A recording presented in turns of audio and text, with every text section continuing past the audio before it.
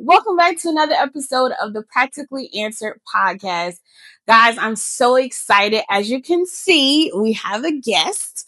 And I know every episode I always say this is going to be a deep one. It's going to be an exciting one. But it is, in fact, a very exciting podcast. I'm so excited to do this and share this with you guys. Today's episode, I have no other than my sister, Kearstin Frazier. Yes, let's clap it up, clap it up. Okay. So I'm so excited that she is here. We are coming off of the cusp of Mother's Day, and we wanted to do something special for our mother. I've shared this on this podcast before, even on my YouTube page, that I lost my mom and as well as my grandmother. And Mother's Day is always kind of bittersweet for us, but we wanted to spread the joy that we experience. Even though she's gone, God has still given us the joy of the Lord. Yes. So we wanted to share that with you guys. So without further ado, let's go ahead and get into it.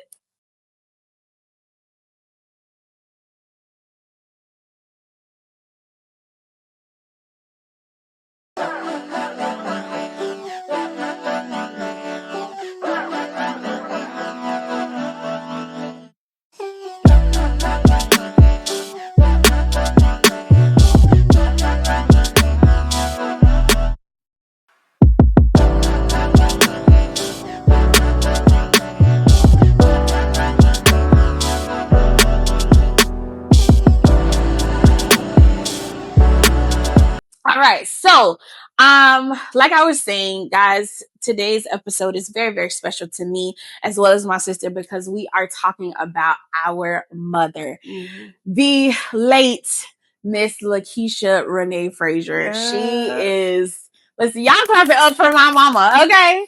Like when I tell you she was one of a kind, just so much joy, so much love in her heart for people, let alone like children, but people, period. She had a gracing for people and everybody that came in contact with her, if they stand to tell the truth, okay, they will testify and really say how good she was to people, how much she loved on people, how authentic she was, and how much she loved her Jesus. Okay. So, today we're going to be talking about her. But I wanted to bring on my sister to kind of share, some of the things that she experienced, through her grieving process, as well as, just how life has been since, the passing of our mom, and then what we can share. Guys, you guys know that the mission of this podcast is to, provide practical answers for the life that you are living. So, like I told you, I will always try to bring on people or just give you practical answers and be raw and uncut with you. So my sister is one of those people. Okay. She is very authentic, but she still has her loving heart, and the delivery is always through love. Okay. So just to start off, I talked about, just kind of why we wanted to do this.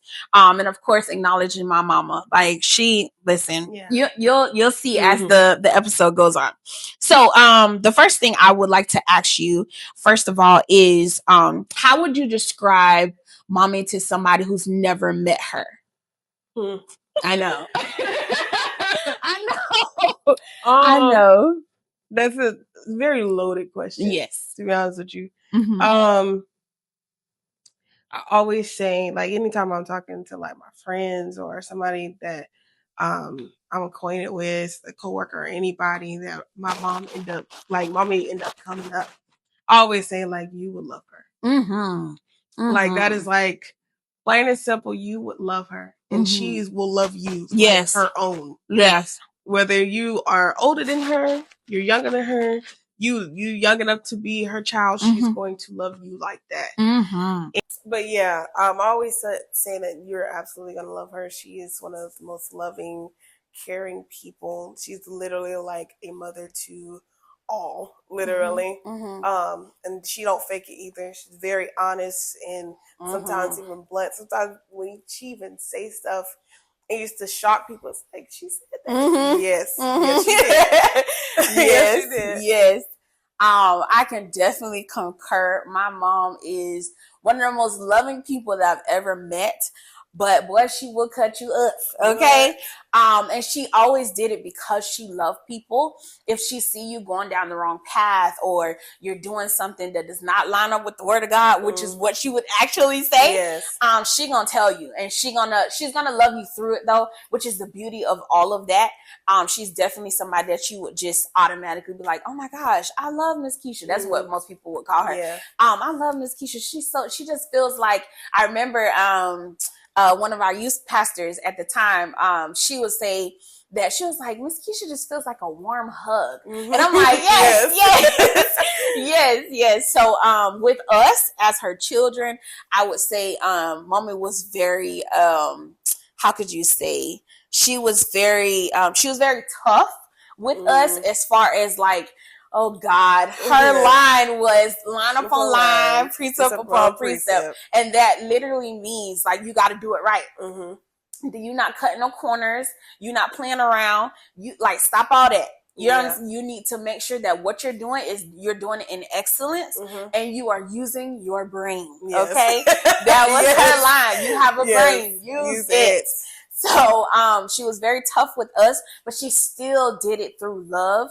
A lot of times, growing up, every child is like, oh my God, my mom is getting on my nerves. But as we got older, we got to see why she did what she did, as far as like making us tough and making us respect others, making us be able to think all the way around. Like she really, really taught us how to be really good human beings. And I think that is where a good mother comes in. So yes, I would definitely concur with what you're saying. The next question is, what is something she used to do that still makes you smile? Oh my gosh. I'm trying to think, because there's so many that she used to do that I can think. There was this thing she used to do, like some silly things she used to do. Oh my God. She used to say, she used to sing this nursery rhyme. Oh my God. Yes. I can't think of it. How does it go? Dear Liza? Yes.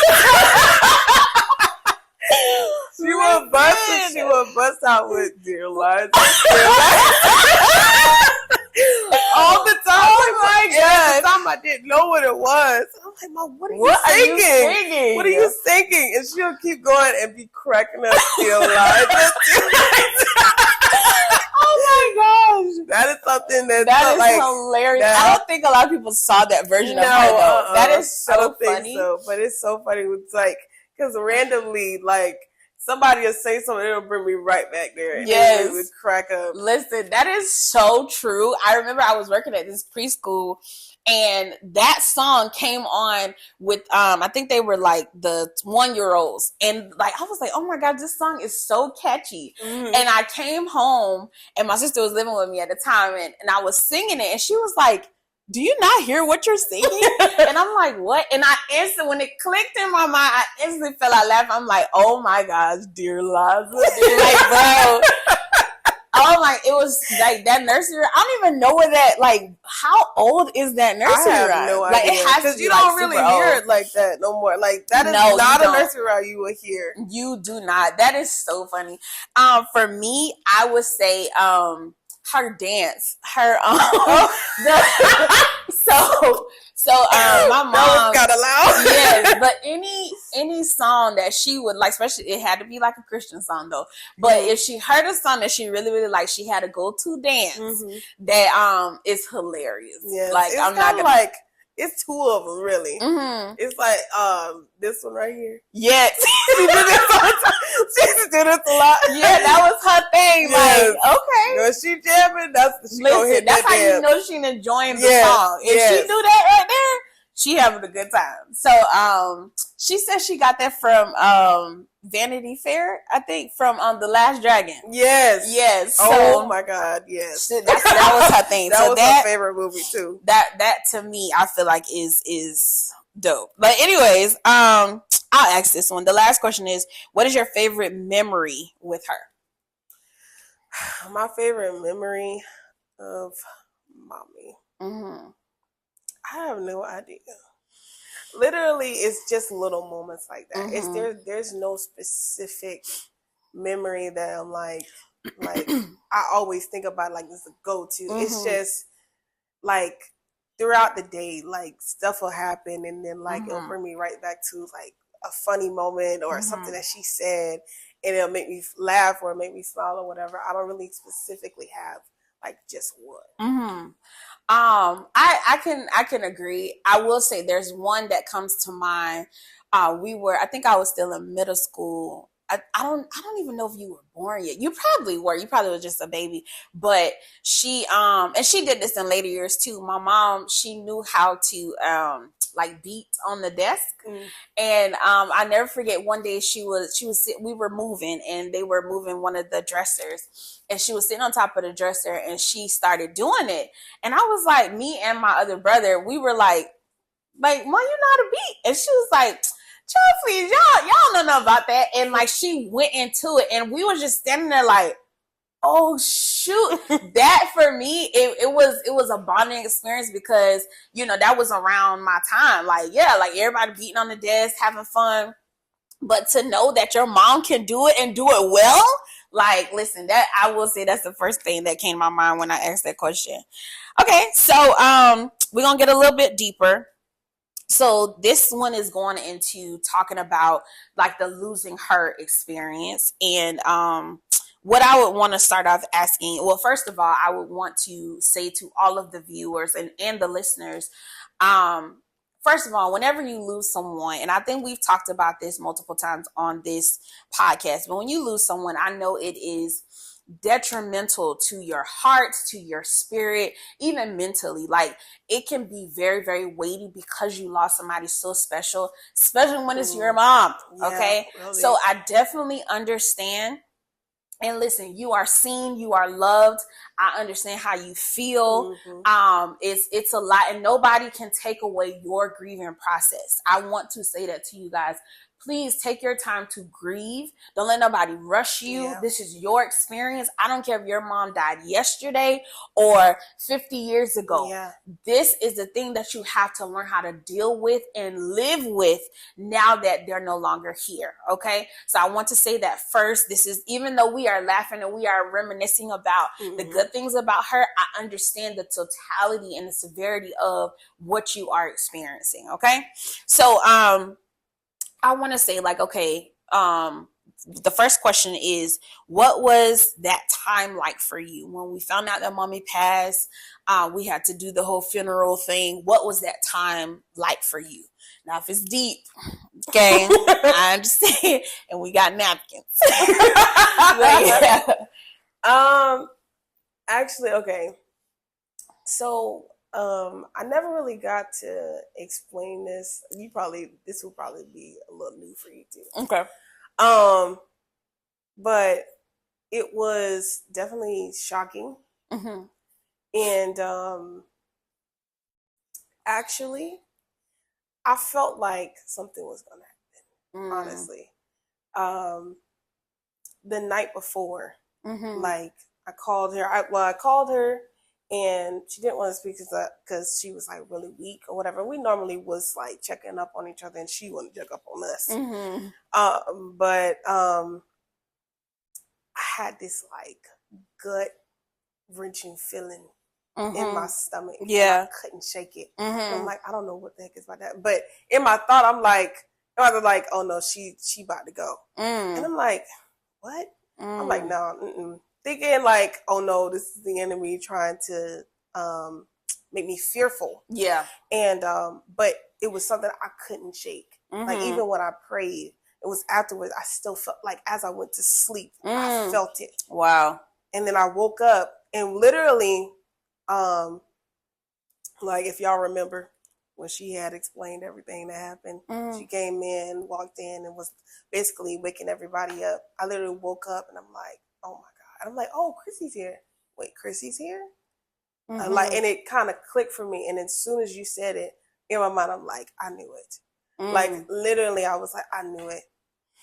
Because I was like, bro, because it was literally like, but it wasn't like, that's why I feel like, that's why I didn't like boo-hoo cry immediately after you told everybody yeah. because like in my soul I knew that stuff happened. Yeah.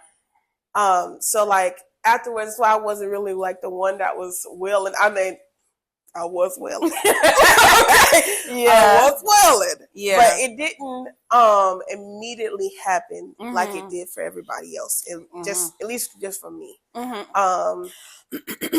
Throughout that process, like continuing on and the whole preparation, it was a lot to deal with. Honestly, I kind of felt lonely. Because no, I'm not gonna say I did feel lonely. Yeah. Because as many people that was like checking up on us or whatever, but they were mainly checking up on her or the adults instead of checking up on us. So I felt like nobody really was really concerned about me. Wow. So like, and even my friends, because they had never been through nothing like this before, they didn't know what to do. Yeah. And we was in pandemic, so what were they gonna do? You know what I'm saying? Yeah. I think I just had graduated, so and some of my friends were still in school or whatever. So like it was, I was like it felt very, very much like I was by myself. I felt very lonely. Wow. So that's how basically how it really was. It was one of the only person I said that was really like for me or whatever. Was I'm gonna shout him out. Good. It's Marcel. Okay. So I love He's you. Gonna love that. So I love you because he checked up on me as a person and not as a child. And I appreciated that so much. And literally, he was the only one that did that. Yeah, he was the only one that was like, he wanted to check up on us as people and not as children. And I mean, I wasn't a child. I was like, I mean, legally, I wasn't a child, but I was like 18. I had just turned 18, actually. But everybody else, because most of our family members, they knew me since birth. So like, they still see me as little mamas. I'm not little mamas no more, but that's it. It is what it is. Oh. But like, they didn't see me as Kearstin. You know what I'm saying? So I really I'm grateful and I'm appreciative of Marcel. I love you so much. Okay. Marcel. We love you, bro.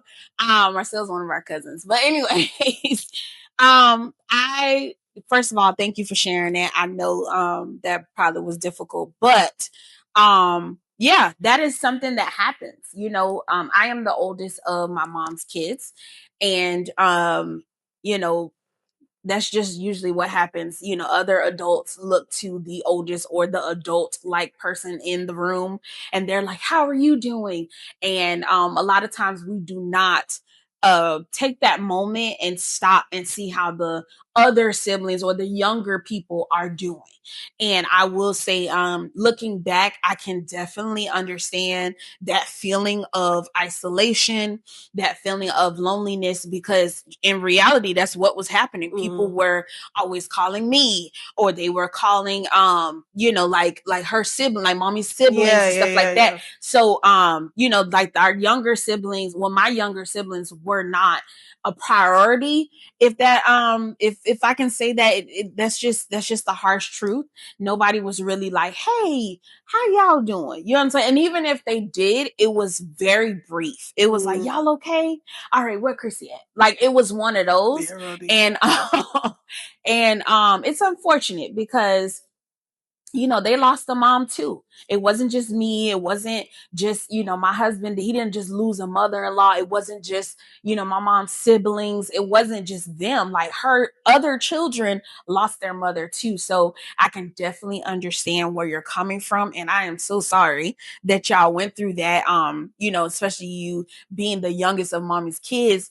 And at the time, you know, you 18, it's like, oh, okay. Anyways, you know, and that is not how that's supposed to go. And I would say, even for the people that are trying to, I'm jumping ahead, but I want to provide this for the people that are trying to comfort someone who's lost somebody. We got to stop that. Like, we have to stop that.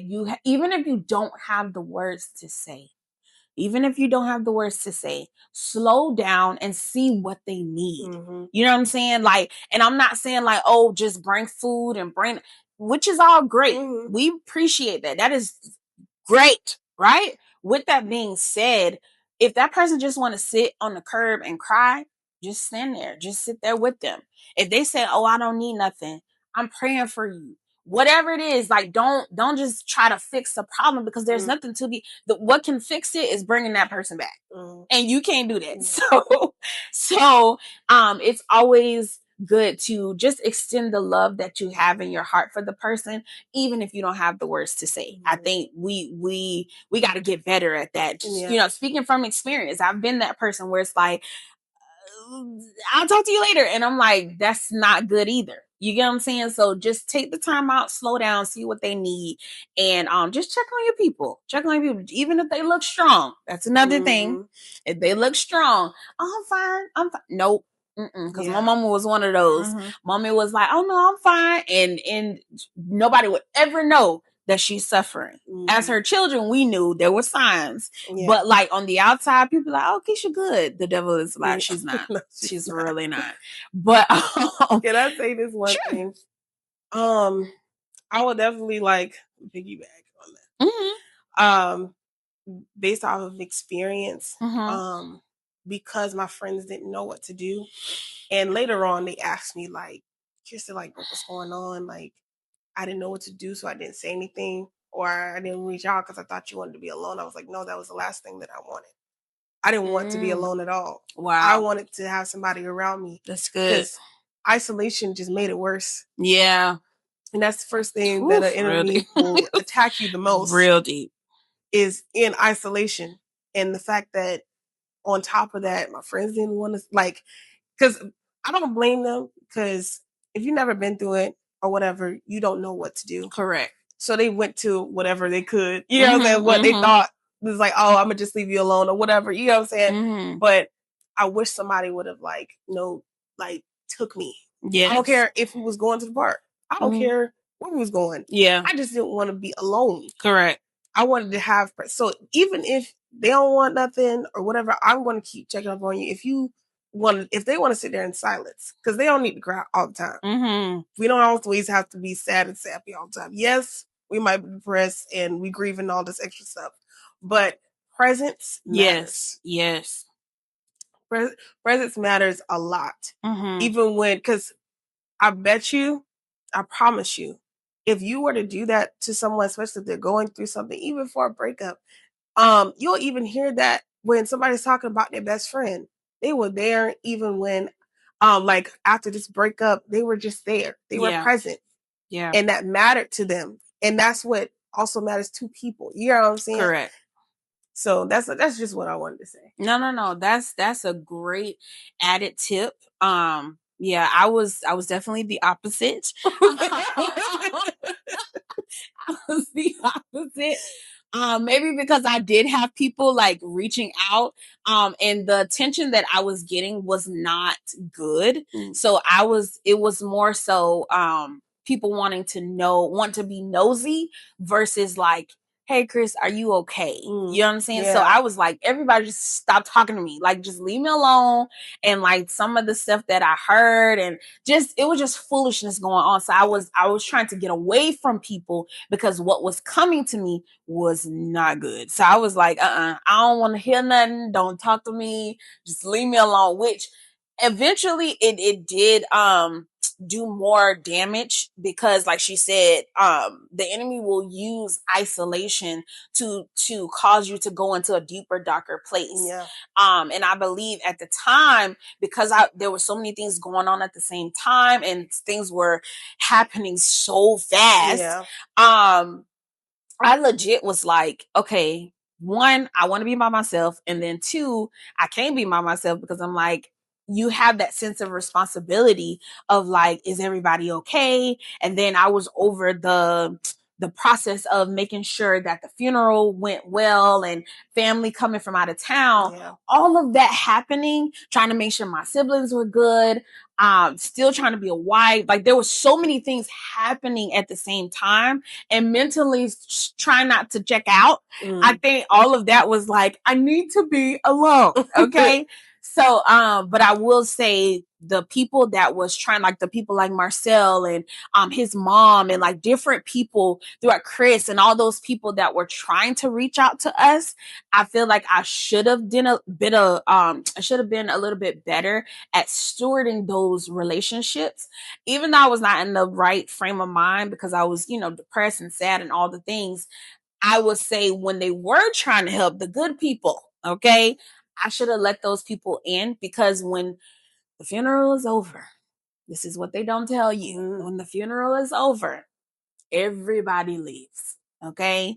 All that calling, dropping off food, checking up on you, calling you 3:00 in the morning, all of that. It just, when I tell you how it's mind blowing how fast it stops. It's literally it's like a simple as flipping a switch. I was just about to say that. I'm like, it's literally like somebody just turned the light off, and you're just like, and everything goes hollow. Like, yes, yeah. And now you're there to, you like just a have parking to garage. That's like, for real, you're literally like, okay, yes. What do we do now? Yeah.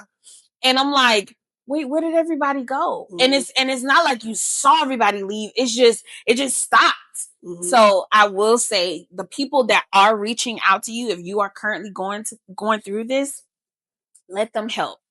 So yeah, like, people don't know how to be there for you. And then when they do try to be there for you and you turn them away, they're gonna really disappear. So you have to extend that. And I don't want to push you, because I understand that's a tough space to be in, and your emotions and everything is kind of out of whack, and you don't even know how you're feeling at that moment. So, but I will say, if they are, hey, I just want to, take you for a ride or whatever, be honest with them. Hey, on this ride, I probably gonna be crying the whole time, or I'm probably gonna be silent. Yeah.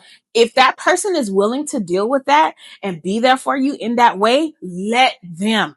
I'm telling you, because your healing will come through community. It really, really shines through community. And when you have those people, God sends those people, do not push them away. Yeah. Okay. I really wanted to stress that, because going through what I'm going through, or what I went through, it's still going through, because we still grieving, but going through what I went through, and even hearing what you've gone through, it is a testimony to how God uses community. You know what I'm saying? The Bible talks about where 2 or 3 are gathered in his name, he's in the midst. Yeah. So that is a blessing within itself. When he brings people to rally around you in those moments, you got to be able to recognize, like, oh shoot, I need to open myself up, or allow myself to be vulnerable in this space, so I can get the healing that I need. Not feeling rushed, not feeling overwhelmed or overstimulated. It is your responsibility to communicate that, because I will say, people cannot read your mind. They'll just know, like, okay, wait, something's off. Let me back up. But as a friend, as a family member, if they're trying to be there for you guys, please, please, please, please open up, or just be vulnerable. Like, hey, right now, I'm not feeling it. You know what I'm saying? And they will respect that and still love you through your process, because you're grieving, right? Everybody needs that moment. So yeah, I wanted to just add that little nugget. All right. Thank you again for sharing, I will say this. One of the questions that is real deep on here that I really wanted to touch on. How has life changed for you since losing mom? It has changed dramatically, like a full 360. I had to become, like, I couldn't take my time as a graduate could have or should have, like, supposed to. I had to try to figure things out, like, immediately, because so many things were turned around that we had to just, like, we got to figure something out, because everything is just falling through. I had nothing prepared, you know what I'm saying? And then I had besides you, nobody to really help me. Yeah. Like that. And nobody was actually like practical and really like to reach out and to reach out in a practical way in my position. Yeah. You get what I'm saying? It's like, and when we did talk, well, at least when I did talk to somebody, it was just like, figure it out. You're an adult now. Like you know, like you can. There's jobs out there. Yes, I don't care, and I'm gonna be very vulnerable. I am a licensed at the time.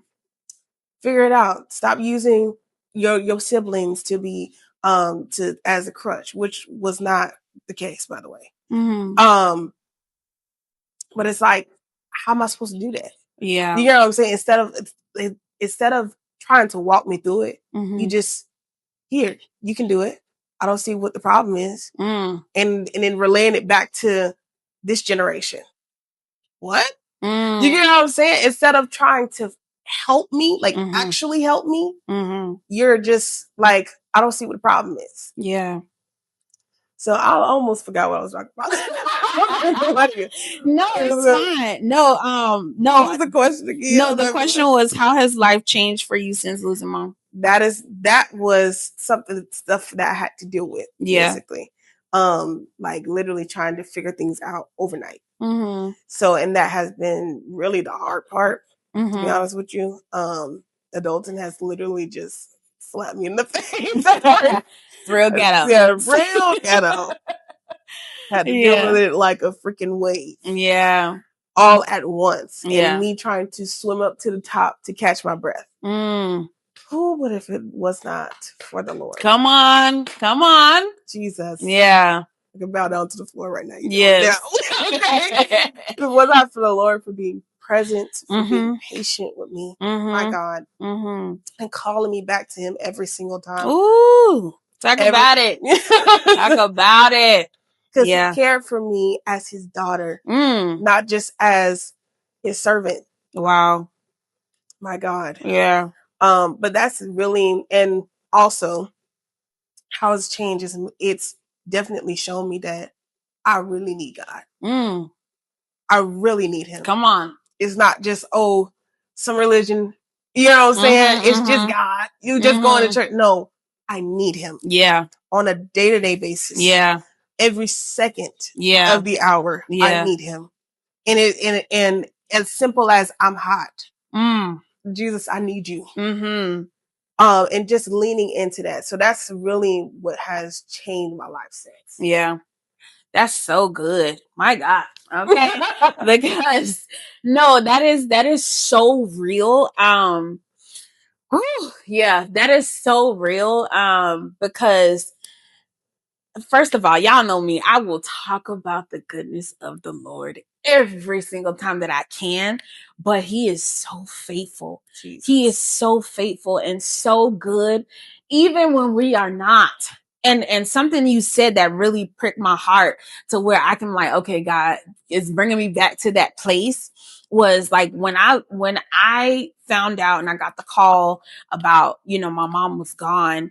I was angry, so angry because, and I'm kind of backing up just a little bit because in that moment, I legit felt like, okay, everything that I've known about prayer, about God answering prayers was shattered. You hear me? Yes. Like shattered. Cause I'm like, yes, it was. I was like, okay, so if I pray, like, why is my prayers not getting answered? Right. Like, what's happening? What's going on? And I'm like, and I felt that same thing you were saying earlier about like the fear that it's like, oh no, the devil is trying to make me be fearful. Right. No, we're going to speak life over our mother. Like, no, we're not.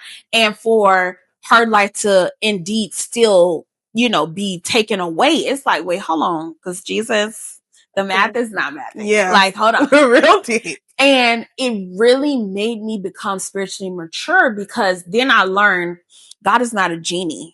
Like, girl, first of all, hold on. Let's back this up. And God, I'm about to be so honest with y'all. It's going to be some serious tough love, but I'm just going to show you who God is. Just a little glimpse of another relationship and where I am in my walk. When I learned that, like, okay, wait, God is not a genie. You know what I'm saying? He don't just, you ask for something and then you get your 3 wishes. And no. That's not how that works. Okay. It's according to his plan. Yeah. His purpose. Yeah. You have no say so. Yeah. Okay. And not saying that, God won't honor his word, because he will always follow through on his word.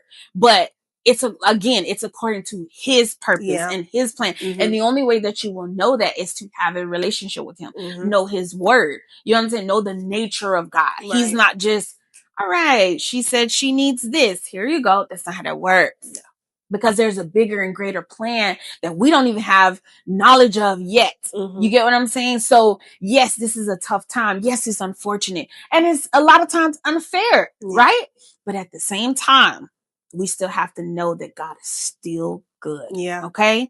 I don't know if I shared this here, but something that happened, and I just want to give y'all some context to why I'm saying what I'm saying. Before my mom passed, I was in the hospital myself, right? I was in there for about 2 weeks. When I got out, the week I got out, she died. You get what I'm saying? So to go from that to, oh shoot, hold on, I'm not even fully well. That's number one. And then 2, my mama is gone. And I'm praying for, like, God, heal my body. Oh my God, heal me. And then you heal me and then turn around and now my mama gone. Oh no, what is happening? What is going on? So I say all that to say, guys, we have to trust in the Lord that he will still be good. Yeah. He will still, because he is, okay? Yes. He will still be faithful in his word. If he said it, he's going to do it. Yeah. Okay. Again, if he said it, he will do it. Okay. He will do it. Not what we say, not what we pray, none of that. He's not a man that he should lie. Come on. He is not the author of confusion. Even if you feel confused, go back to his word. Get in his presence. Figure out what's going on. So this is where the community comes into. Get around people that will lift you up. Hold up your arms, right? So yes, I will say, yeah, that's real deep. That's weighty. Okay. Going back to what you said really, really quick about you were saying I had to grow up really, really fast. Y'all, I did not know how much of a kid I was mentally when my mama left this earth. Because at the time, I was 20, 28? Yeah, I was like 28 when she died. Yeah. Yeah, because it was like 3 years after I got married. Yeah, so I was 28 at the time. And, I'm me. Like, hello. You know what I'm saying? And I'm not saying it like, well, I was a little boastful back then, but like, I was thinking like, I got everything that I need. But when I tell you the reckoning of, first of all, getting to know God over it for myself, not just through who my mama was. And like, I didn't know there was no longer my mom's God or my grandma's God. Yeah. This is, who is God to you? Yeah. Your own personal relationship with God had to really like come to, like, it sprouted up. And I was like, oh shoot, I've never known God in this way. Yeah. As much as I've been in church and grew up in church and know all the things, all the lingo, the shouting, all the things. Yeah. Baby, I'm like, God, who, what, his words say what? Yeah. Like, that's how much of a reckoning that I had to go through to really understand who God really is for me, right? And then the next thing I would say is, like you were saying, like being an adult. Like, yes, I was full on married, all the things. Well, I still am married, but I'm married. I don't live with my parents anymore. Everything. I'm an adult, right? But I didn't realize how much I depended on my mom. Like, just normal things like, Mom, I'm going to lunch. What should I get? Like, stuff like that. You know what I'm saying? And that I didn't kick in until I had to go back to work. And then I'm like, oh shoot, I would talk to her on the way to work, on my lunch break, on my way home. Yes. And I'm like, dang, like, who am I? Yeah. I really, that's a good, yeah. I'm like, who the heck am I? And I'm like, and I will say that is, even though it's unfortunate, y'all, I will say the beauty on the other side of this is God showing me my identity in Christ. Yeah. When I tell you, it was so like, I didn't know who the heck I was. No. Who the heck I was. I was like, huh? Nothing made sense. I felt like this just void pit that was in my stuff. I'm like, but who the heck? What am I doing out here? Like, what is life? Yes. Like, legit. And I now, that. Oh my God. Yeah. And I know it was even worse for y'all because, you didn't get as much time with her. And now that's another thing I would say, going back to what I said earlier about checking on all of your family members. Those children, that it's like, yes, the older people, of course, it's like, dang, that's your mom, da, da, da. But the younger kids, there's a whole thing that's happening within them. They don't have, well, my mama would say, the rearing that they need, the rearing that they need to help them. This child is fresh out of high school, just graduated, and now they're facing the world with no mom, nobody to be like, hey, don't go this way. Come, daughter, go that way. Nope, put that down. Don't talk to him. Don't go over there. Nobody to do that. Now the rest of the family and the rest of the world is telling them, go do it. What's the problem? You know what I'm saying? And not saying that they are incompetent. It's just they don't know. They don't know. And, me, I try my best to do as much as I could, but this is why community is important. Yeah. Okay, this is important because there's some things that I won't have access to, right? Yeah. And again, on the flip side of that, the person who is grieving, you have to be open and vulnerable enough to say, hey, I don't know this. Yeah. I need help. Now, when that person in your life that is saying, hey, I'll help you, let them. Now, you got other people on the side like, what you mean you don't know that? That is not the person. It's not the person, because what is happening? Yeah. I just told you I don't know how to do this. Yeah. Okay, we're going to leave that where it's at. But, okay, yes, I will say that for me, it's I have such a passion for this because, it's hard when you're grieving. It's hard. And people don't talk how much is hard. Like, it's so hard. And you're trying to be out here like, no, I'm good. You're not. I guarantee you're not. Really, because when all the music is over, all the lights are off. When the laughing stops. Come on. When the laughing stops. You're in the bed at 3:00 in the morning. Real deep. Staring at the ceiling. It's like, what? Yes. Like, legit. Yes. And you're like, okay. Yeah. This is, I really have to, wow. Can I go back to what you were saying earlier? I just wanted to give a simple analogy of so you can imagine a practical way to understand of how it feels to not have any, to be grieving at a young age. You know how somebody in therapy, they turn around and they're trying to say something. Ayala Van said, when she's trying to help somebody say something like, oh, tell them what you're trying to say. Tell them how you're feeling. And when they're struggling, she get behind them and do like this. That's what moms do. Yes. On the regular basis. Yes. On a regular basis, they're like this. Even when you're older, even when you're married, you got children, they're like this. They may not be as close as or as much as up on you as much as they were when you were younger, as when you were in elementary, middle school, high school, whenever, but they're still like this. Yeah. And that is literally going throughout life with nobody behind you. Wow. It's like, I have help. I don't know what to do. And people are standing in front of you saying, you got it, and turn around, walk away. That's what was happening. Yeah. So when you are lending a hand, go behind that person. Do this. Yes. Trust fall. Yeah, trust fall. Or not even that. Get behind them. Force yourself in there. I got you. Because that's how I go out throughout life. When my friends need me, my family need, I go behind them. I don't care what you're saying. I don't care what you talk. I don't care if you get mad or aggravated with me. I'm being behind you. Yes. I got you. Yes. Come on. So that is literally, that's just a way for you to, a practical way for you to see how things are happening when, that's how important it is to check up on people and how much community is well needed. Yeah. So I just wanted to go back. No, that's good. That's so good. Listen, it was needed. And I hope that helped somebody.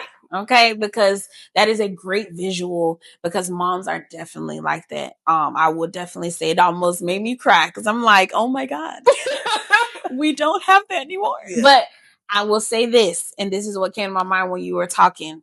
Until you meet God. When you have the Holy Spirit in your life to the point where you can fully trust God, that is when that feeling will come back. Yeah. Because now, knowing what I know, especially coming out of this conference, amen. Okay, come out of Christian conference. Hey, okay, all right. But we'll talk about that another time. Yes. But yes, yes. Okay, but I will say yes. Until you meet God and really have a personal relationship with Him and understand that His love is never failing. Okay. He will love you through the end of time. Okay. When you understand that, you will get that feeling back or a better sense of what's happening, right? Or even a greater understanding of love. I think that for me is the biggest thing. Because once I'm like, okay, all right, we can breathe again. We can definitely breathe again. Yes. So next thing I will say, yeah, we talked about that because Jesus, that is deep. Okay. Okay, going into a little bit more of like the healing process. What are parts of mom do you see in yourself now? I would definitely say I didn't realize how much she relied on God. Oh, Jesus, that about to make me I'm about to run. Hey, I'm about to run up out of here. Yes. Guys, if we ever get a chance to really tell our life story. Jesus. We went through so much. So much. So young. And so did she. She didn't get to talk about her story, like what stuff that she really went through. And I mean, like really went through and by herself. By herself. Nobody behind her. Nobody. Just by herself. And the woman that she became, relying on God on a day-to-day basis with her kids, with herself, with dealing with finances and like all of the things, transportation, you can name it all. Marriage, like Jesus, all of the things. She relied on God so much. That is one of the things that I can definitely say that I can see in myself. I can see in myself. I can even see mostly that I see on a daily basis of how authentic she was. I mean, I'm already a authentic person, but like it kicked in after she passed. It's like she was really authentic and like literally like, honey, you don't need to do that. Like literally, that's how I talk on a daily basis. I mean, some people don't really know me like that because a lot of people knew me as a child, but I know with people like my coworkers, my friends, like I know that is something that I have tapped into is to be very authentic, very practical. Yeah. But with so much love, because I'll definitely give you a hug afterwards. Come on. I got you. I love you. And I'm gonna tell you that every single time. Yeah. Yeah. That is good. That is so good. In me, oh Jesus, there's so many things I see in myself. I would say one of the things, especially in my role, like in my career, I will say I have really been able to become a communicator. Like my mom was so skilled at it. Yes. Like she could talk to and be able to yes, like I can agree to that. Like articulate whatever it is that she's trying to say with so much precise, but with so much love. I can say I see that in myself a lot. I work with children, and that's another thing. She used to work with children a lot. Every child that came up, like every one of my like baby cousins, all of them came through our house. They came through our house. They passed through that some type of way. Listen, they came through our house, and my mom would babysit them until it was really time for them to go to school. A lot of them, really. And I could just see that the discipline, oh my God, I take that on real deep. The discipline, the love, the compassion, the passion to want children to understand what's happening, right? To really understand themselves, to understand what you're saying. Yes. And just understand life. I can see that in myself. Because I'd be like, oh my God, I sound like my mom. Yes. Like all the time. You using the same phrases. Yes. As she say. Every time. And don't even realize you until you say it. You be like, oh my Lord. gosh. Like, oh my God. Like, and I reference her so much. I'll be like, okay, I'm about to sound like my mama, but okay, it hits right here. Yes. So, and then the kids that I do it to, they be like, Miss, can I get it? I'll be like, praise God. So yeah, I can definitely see that. And then my mom had and I didn't realize this until I got older. My mom had a hidden ambition about herself, like as far as like in the corporate world, like she always was striving to do something. Yeah, that is so me. I am always. All of us really got that. That was got it the most. Yeah, he got. But all of our siblings have that. We all have that undergird of like, you know, it's better than what we're. Oh God. What mommy would say, it won't be like this always. Like, but it's the truth. Like, there is good on the other side. And she would talk about obedience, right? Obedience is better than sacrifice. Listen, one thing, and that's one thing I do too. Yeah. I will quote some scriptures. Usually I will quote some scriptures. But yes, and a lover of the word. The lover of I would say, me and you, we got that deep. Like, we are really, like, I'm really, really, really starting to really fall in love with the word. And a lot of times, you know, going back to what you said earlier, I didn't realize, like, my mama knew her word. Yeah. Okay, she knew her word. Nana did too. Yeah, they knew their word. And I'm like, the reason why is because that's what's going to hold you up. Yeah. That's what's going to anchor you in the fight. That is your sword. Yeah. When you going through and all looks lost, you gonna, okay, all right, we got to reach in that bag. Like mommy say, hide the word in your heart. She would quote that. Yes. So like, yes, I will see. It's so many. I can go on and on. Come on. There's so many things. I want to flip back just for I want to ask these two, and then we're gonna wrap it up. Okay. How has losing mom affected our relationship? How do you think? I would definitely say like it made us grown closer. We've always really had like a tight relationship. This is literally my best friend.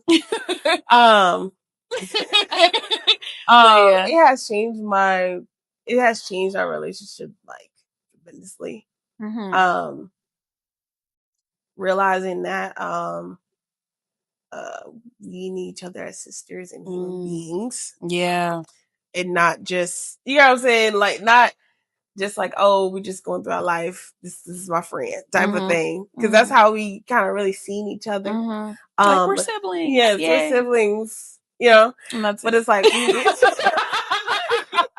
yeah, no, yeah, I get you. Actually, even on both sides, I can see it on both sides, a respect for each other. As women, not as, you know, what we've known for our titles to be little sister, big sister. No, as women, grown women, adults. I think that's how definitely how our relationship has changed. Yeah, I would definitely agree. I definitely had to, I will say, as the older sibling, I was like, this is my child. Okay. Like, no, but like, as time has went on, and I can commend you. I want to commend you too publicly of how much, strength that you have. Like, I was breaking down. Okay. I was breaking down, over the course of, you know, just all that time of losing mommy. And, you know, even though I know you was going through your own stuff, just your willingness to just keep going. For me, it was like, I'm ready to get out of here. Like, and I'm not just talking about like, I'm ready to leave the area. I was ready to like end life. That's how much I was like the weight. Glory. Yes. Like, listen, call me home. Cause baby, I'm ready to check out. I'm like, I'm ready. Me and you, just take me. Come on. Like, that's literally how I felt. And through that time, you know, I can see on time and time. When I tell you, y'all, if it was not for her and my husband, I'd probably be in somebody's crazy house. I'm not even gonna lie.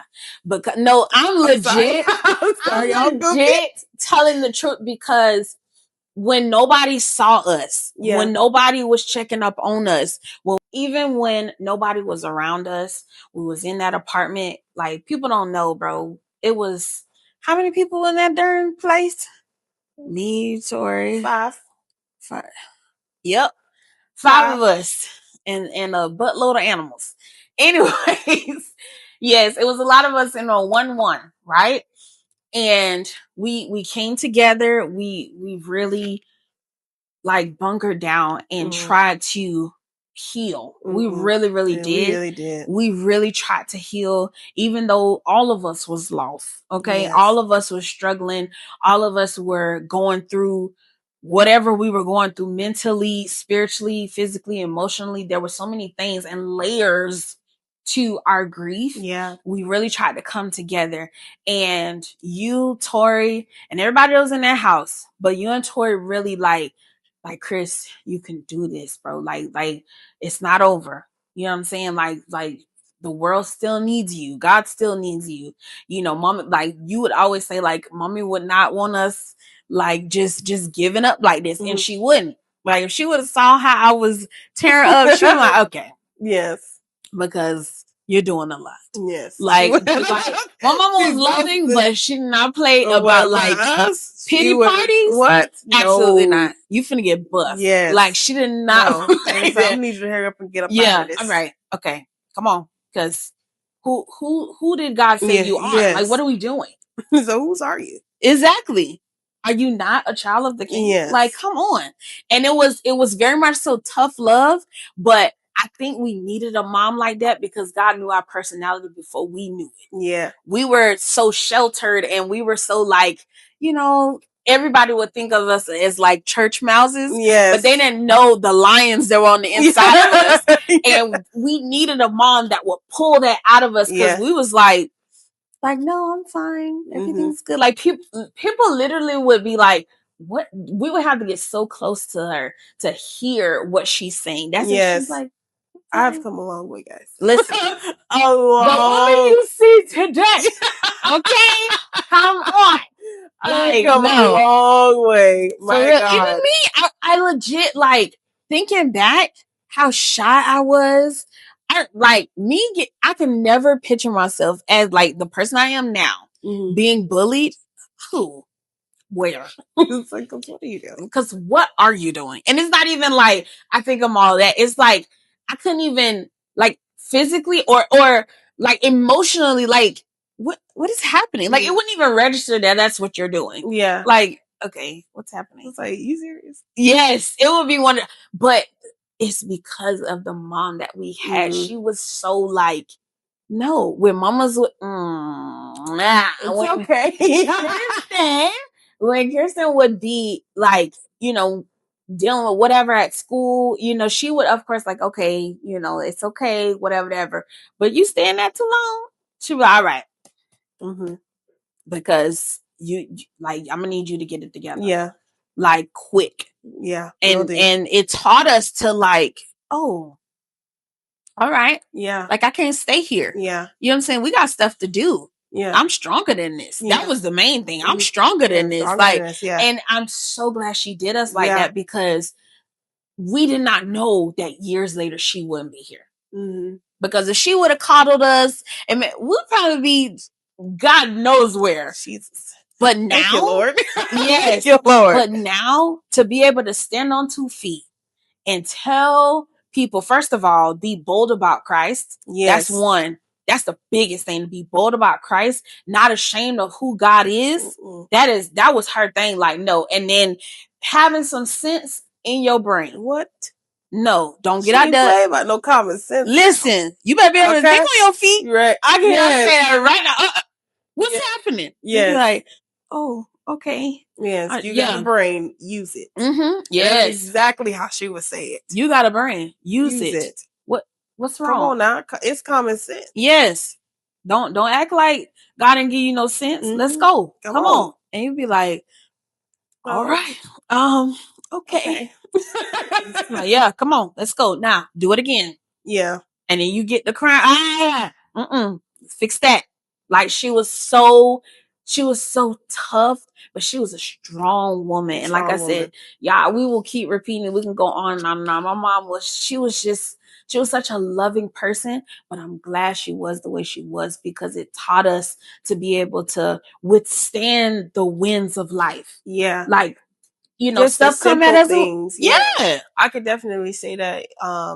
Because like meeting people for work, coworkers like that, and to hear them complain about some of the stuff, like just simple stuff, I'd be like really? Yeah. like you stressed about that? Yes. Do you not know how bad it can be? Like you don't know how bad like it really can be. Yeah. Like you can do this. This is nothing. That's just a person. Yes. Okay. Just quick. Real quick. Come on. Okay. Come on. It was somebody that was that I work with. One of the directors came in and they're like, ooh, I'm intimidated by him. I was like, he's nothing but a person. Come on. As long as you're doing your job, you're good. Okay. And simple things like that made like I'm so grateful for my mom for just instilling that. It's like as long as you do what you got to do, you're fine. Exactly. Yeah. When I tell you, it's crazy. I had a similar. I think I told you about it. I had a similar situation like that happened to me at one of the jobs I worked at, and one of the CEO of the company asked me, was I afraid of a certain person at the job? And I said, excuse me. And he was like, yeah. He was like, are you afraid of this person? Are you ready to work with this person? And I literally told this man, I was like, if you had the mama I had, nobody would make you scared. Yeah. When I say, I'm like, no. I said, only thing that made me scared is God. I was like, I'm fine. Trust me, I'm fine. And he laughed, and I'm like, but he understood. Like, bro, no, because the only fear you need to have is the fear of God. And who can what? Yeah. Okay. So last thing that I want to get into some scriptures to uplift the people. What is one thing you would say to a person that is trying to comfort someone who has lost their mom? Like, what is a nugget or a tip or a practical answer, if you will, okay, that you would give to the person who's trying to comfort somebody else who's lost their mom? To comfort. I would say don't ask how they're doing because you know already. I know there's a basic thing for people to like to say because you don't know what else to say. But simple as what do you need? That's good. What do you need? What do you need? Because sometimes people don't want to be comforted. It comes off as you giving them pity. Ooh. Whoa, hold on. Big pause. Say that again? That is sometimes when you're trying to comfort someone, it comes off of you giving them pity. So they don't really feel comforted. Wow. So the best way that you can try to comfort someone in a way of in a sense of giving someone control of the situation because everything's already just out of control. Yeah. What do you need? Where do you need me? Because not always what do you need? Where do you need me? You need me to go over? Real deep. Because these dishes. Yes. It's like, yes. I don't have the strength. Yes. Wow, that's good.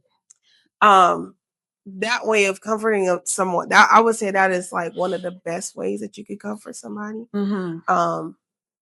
Like I was saying before, getting behind them. You know what I'm saying? Not everybody can, you know what I'm saying? Everybody has different personalities and stuff like that. So it's not always second nature to do that. But as simple as doing things like that. You know what I'm saying? If you really care about the person enough, or you feel like you can get into their situation enough, you're willing to do that. Get in that kitchen. You get what I'm saying? Go to them kids. You know what I'm saying? Go over there, see what they're doing. If they yelling and screaming, see what you can do. You know what I'm saying? Everybody sit down. Yes. Yes. Yeah. Just like that lady from Single Moms Club. She came over there. The lady didn't know what to do. All kids. One is running around. The one is crying. She like, you come over here and sit down. It's right here. Come here, honey. You okay? Like stuff like that. Doing things like that is like of what do you need to get things like basic stuff. Yeah. Like around the house. You know, so errands. You know what I'm saying? I'm not talking about going to get something to eat. You know what I'm saying? Because everybody doing that. I mean, like real errands. Go pick up the mail. Go pick up the mail.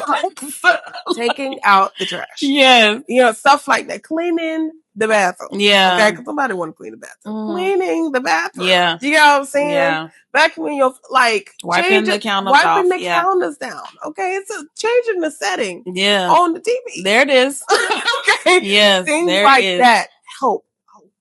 It may seem simple. It may even seem too personal, but it helps. Yeah. You really want to help somebody, get involved like that. And even if you do it one time, you still happen. Exactly. So I would say definitely things like that. I would say that's something that I would offer to somebody. You know what I'm saying? No, they need help. That's great. I would definitely say yes, because sometimes, we don't have the strength to do the basic things of life, and life keep going, it keeps going on. So you have to be able to, just check in like, hey, no, I'm good. These dishes in here, because you literally don't have the strength, like for real. And the reason, because I'm speaking from experience, I used to be like, oh my God, if somebody could just take this trash out. Somebody can come sweep this floor. Like you literally, especially when you get into a deep, dark depression, people don't even have the strength to go and take a bath, let alone see about their kids or fold up the laundry. Like it is the small and simple things where people will never say, listen, lay it out for them. Yes. Lay out their clothes. Go get them a towel out the linen closet. Yes. Okay. Take the dog for a walk. Yes. Like, help them where you, like she said, it may not seem significant or minute or whatever, but it matters. And people they probably won't say anything like, no, this, don't worry about that. We'll do it. And that trash will probably be sitting there for days. You get what I'm saying? So yeah, it definitely does help. I want to provide some scriptures. One of these scriptures I've said here before in another episode, but the first one that I wrote down is Matthew 5:4, and it says, "Blessed are those who mourn, for they will be comforted."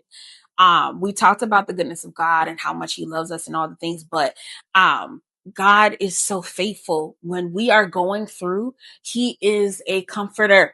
He is a comforter. He is our healer. He's our deliverer. So that scripture is really a scripture to anchor you when you are in your time of grief or mourning. He will be there to comfort you.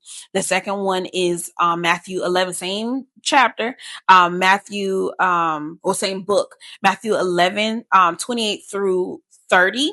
And this one is a heavy one. I will say this one here has anchored me in that time when I was like in my heavy, deep, like heavy grief season. It says, "Come to me, all who are weary and brokenhearted. I will give you rest." It says, "Take my yoke upon you and learn from me, for I am gentle and humble in heart, and you will find rest for your souls." And then verse 30 says, "For my yoke is easy and my burden is light." When I tell you how many times God has just simple instructions, go lay down. And I'm not even being funny, like legit, go lay down, because we don't understand, like, rest is a part of caring about yourself. That is a part of self-care. We got to break this spirit of like being busy. Like, we're just on the go. We on the go. Sit the heck down. Yes. Go lay down. Yes. What's the reason for Sabbath? Like, yes, the Sabbath was created for such a time as this. The Lord rested. Listen, on the seventh day, the Lord rested. He was completed. He went to go lay down. Like, he went to go lay down. He did his piece, said what he needed to say, created what he needed to create, and now we're going to go rest. Yes, he ought to go, even though he got something to do the next day. Yes, but we'll handle that tomorrow. Be all right. Okay? I got it. Yes. So I want to reiterate to you, give everything that you are currently going through or have gone through, place it at the feet of Jesus, because he will be there to take away all of that, all of that burden that you're carrying, thinking like, God, this is too much. It's too much because you was never meant to carry it. Place it at the feet of Jesus, and I'm telling you, he will rescue you every single time. So yes, get your rest. Know that God is good and he is faithful, and he will come right on time. What them old school songs say, he may not come when you want him, but he will always come right on time. So I wanted to give you those scriptures. I will put it on the screen for you guys. The last thing, and we are wrapping up, is I want to have a closing moment. What is one thing that you would say to mom today, or even a thank you that you would say to mom today? I know. Okay. I'm like, okay. First of all, it's like I would hug her. Yeah. Okay. But yes. Like, yes. Oh my God. Okay. Yes. Boom, boom, boom. I'm sorry. But yes, it would definitely. Yes, one of those. Okay. Yeah. I would say just thank you overall. You did exactly what you were supposed to do. Yeah. You gave me everything that I needed. And this is something I even thank God about. Of you gave me the most precious gift. Yeah. You introduced me to God. Ooh, Jesus. Okay. Yeah. Okay. I know. Well, Bam say you gave me Jesus. Yes. You gave me Jesus. And if it was not for that, I literally don't know where I would have been. Yeah. Because when all else failed, I knew who God was. I knew who to turn to. And he always solved it. Every time? Every single time. Every single time. Yeah. That would be something that I would say thank you for. Yeah. It's just introducing me to Jesus. Yeah. Ooh, that's deep, because we've been doing good all episode now. Okay. Yes. One thing I would want to say to her, just to echo you, yes, thank you so much for introducing me to God. I would tell her thank you because, oof, I've seen my mom in so many seasons. Come on, Chris. I've seen her in so many seasons, and to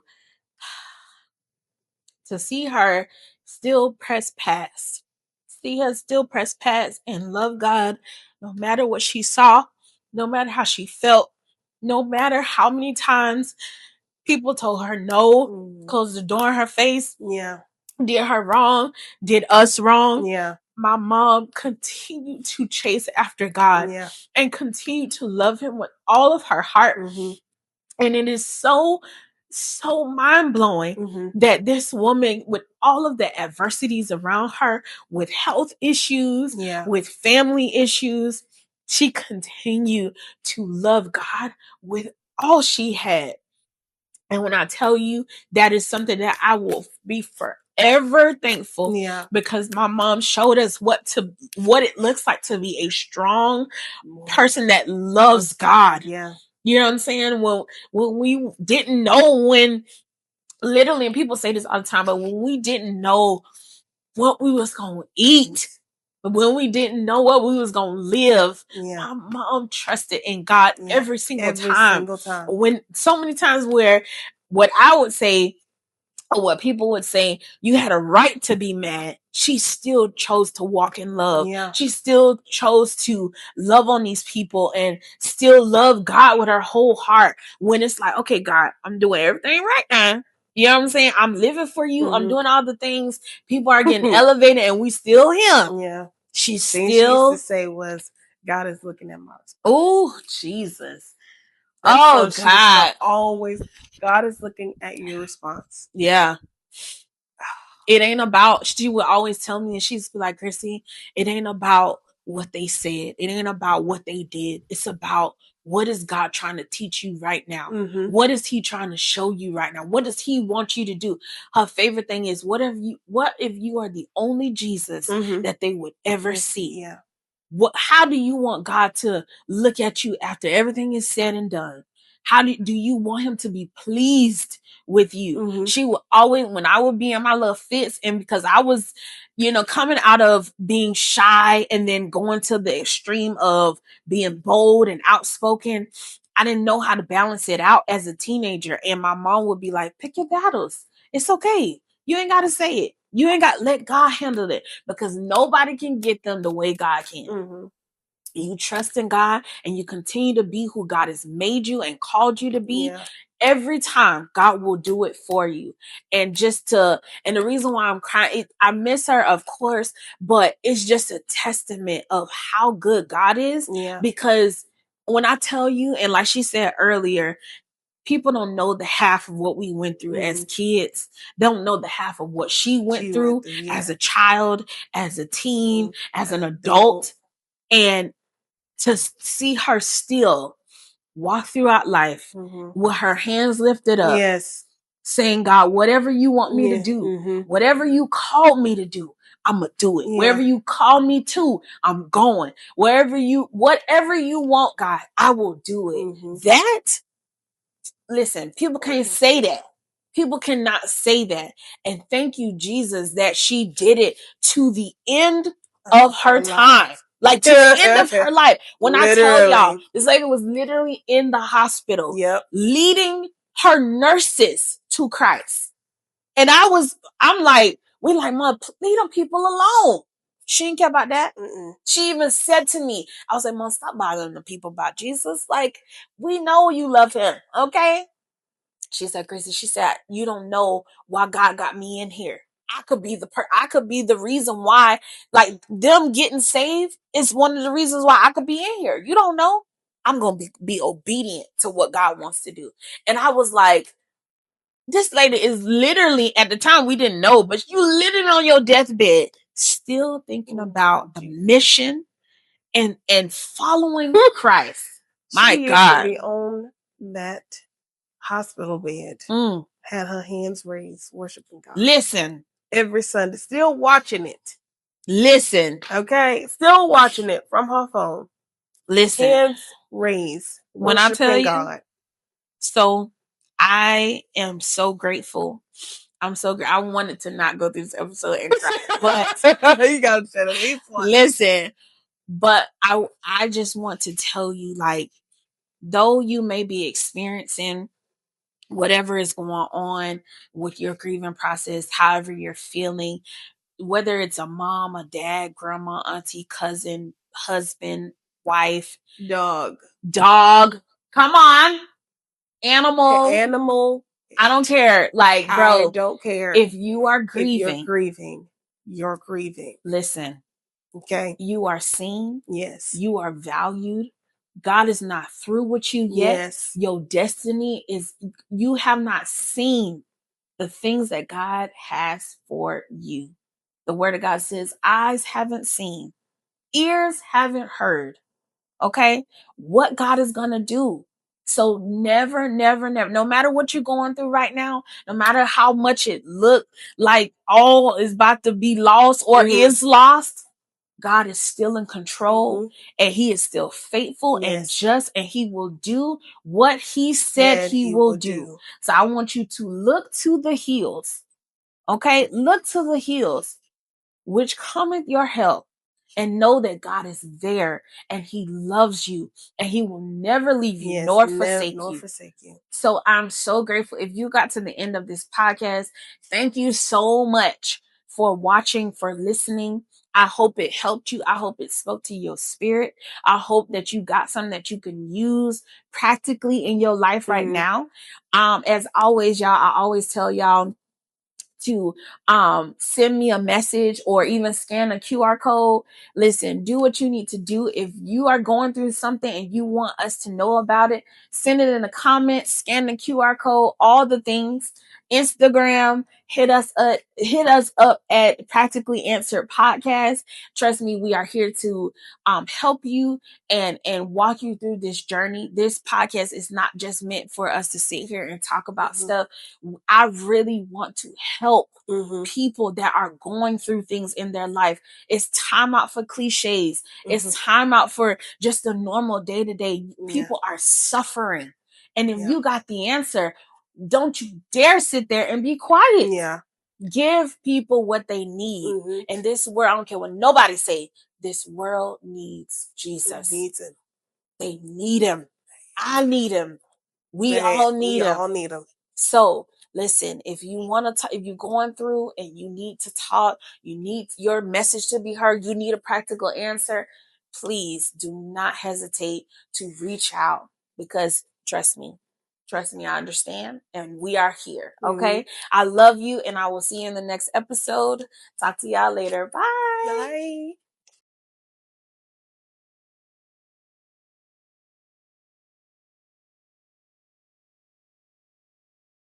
Bye.